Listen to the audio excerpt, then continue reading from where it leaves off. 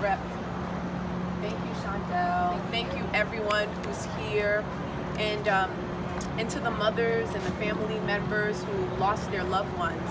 You know, Shondell, you stated that, you know, we can not ever know how that feels.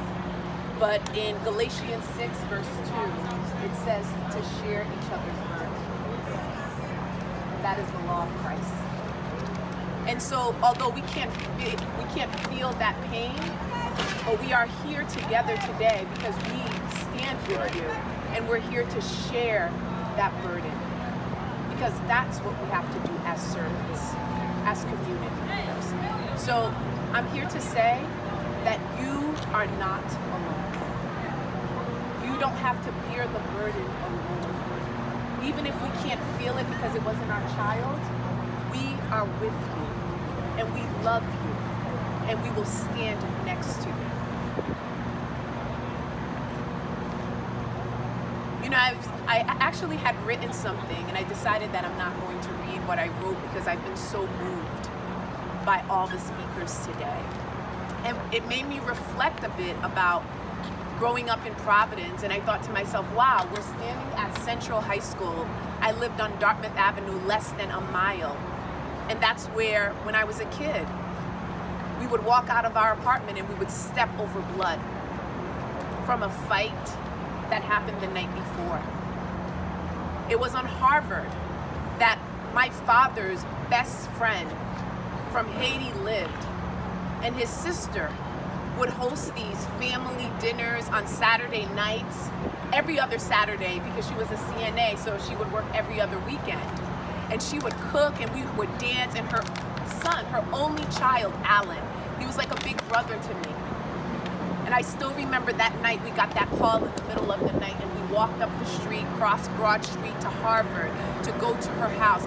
And this woman who was filled with joy and happiness, and who would grab me and say, Vava, you know, my nickname, my full name's Nirva Laforge, but she would call me Vava for sure. She's like, come on, you gotta dance. You have to dance. You're Haitian, you have to dance. This woman sat in a corner, small, because her son was just shot and killed after trying to break up a fight because he was security at a club. This past June made it 16 years since I lost someone that I loved dearly. 16 years. A young man who was in his 20s, just finished college. We met at Bethune-Cookman our freshman year. And all he did was walk out of a bodega. In fact, I spoke with him. I spoke with him. Right before he got on the train, I spoke with him. And the phone started cutting off, and he told me goodbye. And I remember calling him back because he used to always say to me, never say goodbye, always see you later, because goodbye is final. And within minutes after I spoke to him, he walked out of a bodega and he was shot in the head and killed. He was killed by someone, and by a bullet that was not intended for him. And there were witnesses there who stood and saw this man drop to the floor, and no one said anything.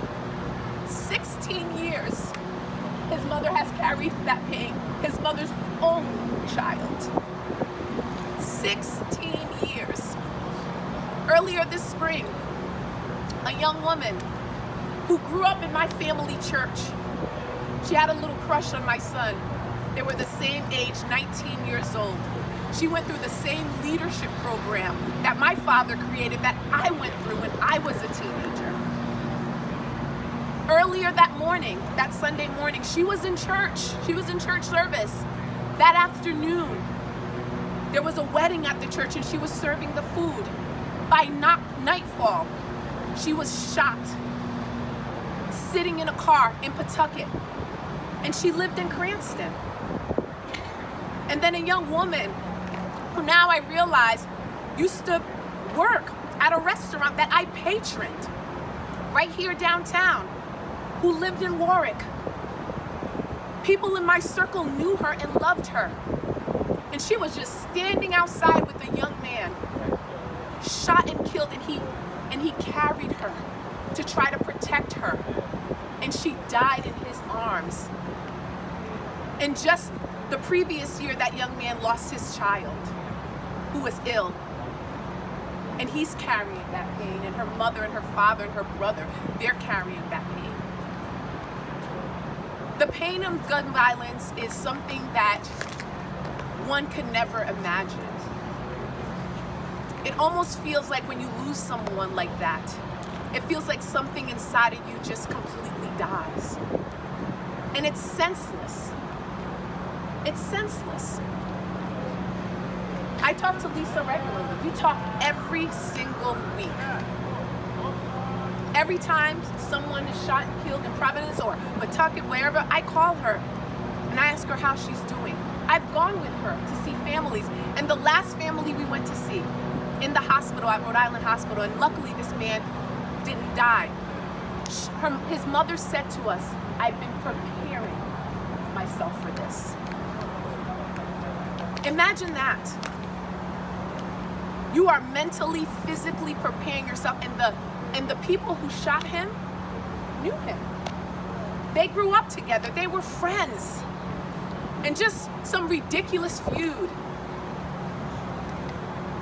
And one decided that, you know what? I'm gonna solve this feud by taking out a gun and trying to take your life.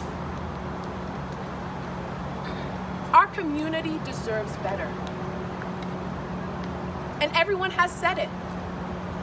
We have to make the investments in our communities to make sure that our kids have access to after-school programs. They have access to mentorship. They have access to job opportunities. Our students are going into schools that are falling apart. Why is that? Why don't we value them enough to say, you know what? We're gonna make sure there's no mold in the rec center. The roof is not leaking.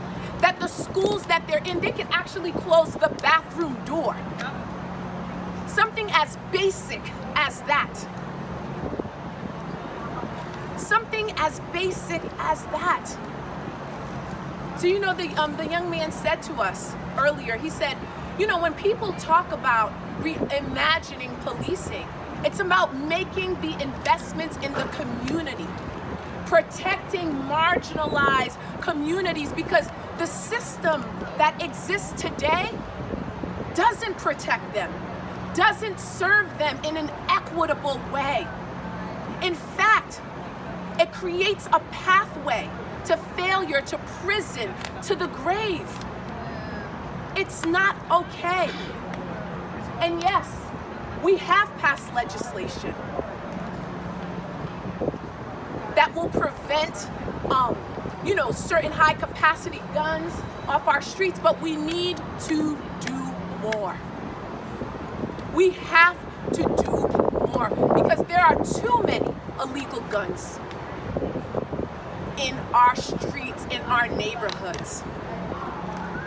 We need to ensure that our kids are getting the social emotional support that they need. I remember when I put in legislation asking for social emotional support, social workers in our school, and there was pushback. Why? We need to normalize that. And I am so happy that the mayor, after I put in another resolution to create a crisis response initiative in our city, I'm happy that finally we are partnering with Providence Center, Family Services, Public Safety to ensure that when someone has a mental health breakdown, that they're not going to be sent to jail for that they can actually be connected to resources for the services that they deserve. But we have to do more. Our children are dying. Our communities are being destroyed. Right here in Providence, I think we have over 19,000 children who live in single-parent households. 19,000, over 19,000 kids. And I've been thinking about it. I wonder why. Where's the other parent? Some of them might be buried. Some of them might be in jail. Some of them might not be around for so many reasons. But if we start making the necessary investments in our neighborhoods, in our communities, we will keep families together. We will keep them safe. We will protect them. But we have to hold our legislators accountable. We are all here today because it's not about politics. It's about life and death. It's about our community. And we cannot continue to talk about these issues. We need to take action. So I am prepared to partner with everyone here to start a writing and calling campaign to make sure that our legislators are doing what they're elected to do. Serve our community. Because enough is enough. Enough is enough. Thank you all for being here. Thank you, Rep, for the work that you do. Thank you, Shondell, for your strength. And thank you all in all your individual capacity. The work that you're doing to serve your community, standing with families who's lost loved ones, and protecting our children and our communities. Thank you.